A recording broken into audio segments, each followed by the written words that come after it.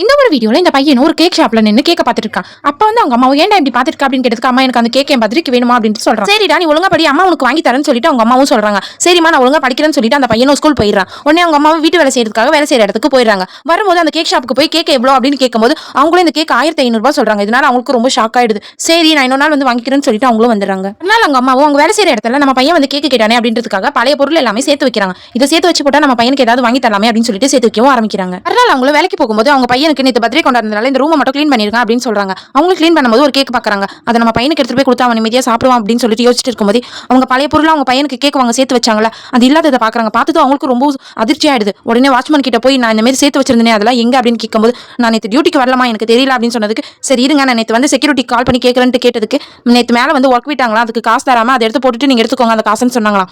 இதனால அவளுக்கு ரொம்பவும் கஷ்டமாயிடுது. உடனே அந்த கட் பண்ணி வச்ச கேக் எடுத்துட்டு போய் அவங்க பையன் கிட்ட டெக்கரேஷன்லாம் பண்ணி கொடுக்குறான். அவங்க பையனும் சந்தோஷமா அந்த கேக் வெட்டான். பார்ட் 2 வேணும்னா சொல்லுங்க கமெண்ட்ல.